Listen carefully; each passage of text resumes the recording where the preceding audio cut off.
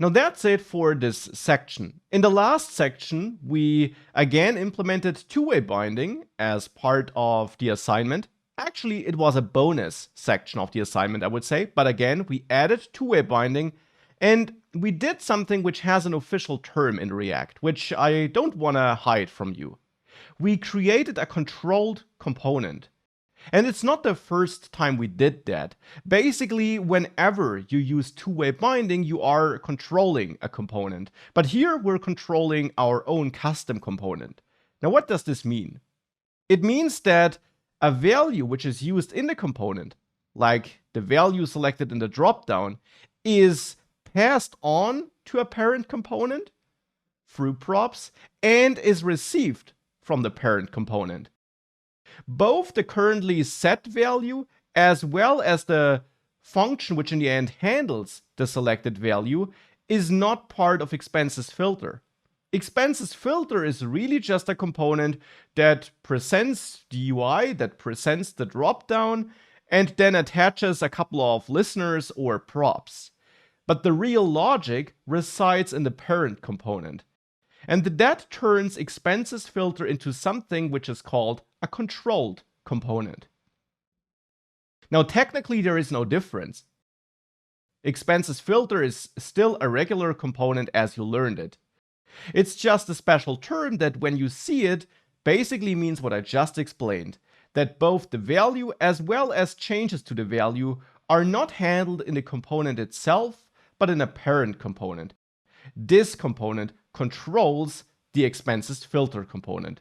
And that's just a term which you should be aware of. Another term or another concept you should be aware of, because you might hear it from time to time, is about presentational versus stateful components, or stateless versus stateful components, or dumb versus smart components. There are a lot of terms for that. But what do they mean? It simply means that in basically all React apps which you're building, you will have a couple of components that manage some state, like this expenses component, which manages this filter state, or the expense form component, which manages the input state. And then you will have other components which don't manage any state, like expense item, if we remove the button, which we should do because it was just there for demo purposes. If we remove it, we can also remove the use state call, and we should remove it. We can also remove that and that. And if we do all of that, and we set this here back to props title, then this is a stateless component, as it should be. This component is a stateless component, also called presentational or dumb component, because it doesn't have any internal state. It's just there to output some data.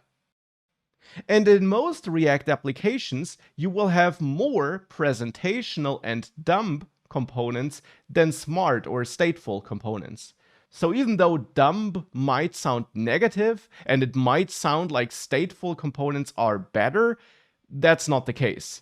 These are really just terms, and typically you end up with less stateful components than with stateless components. Because you want to split up your application into small reusable pieces, and most pieces, most components, indeed will only focus on outputting something, on having some JSX code, maybe some transformation logic like this here, and maybe some CSS code. But it's only a couple of components which typically do manage state. And then this state is spread out and distributed through props in the end. Like here in the expenses component, where we manage the filter state, and then we pass the filtered year, so this state value, through props back to expenses filter. This is a standard pattern which you'll see a lot, that you manage state in a couple of components, and then you might pass that around to other components. And that's basically it for this module. What you learned here, again, was super important. So make sure it's clear to you, make sure you understand what state is and how you can handle events and how you can pass data from a child to a parent component. And with all of that, combined with the course section before where we covered components in general, we're now prepared to dive into the next course section and basically conclude the hardcore of React basics. But the next section again will be super important because it will be about lists and conditional content.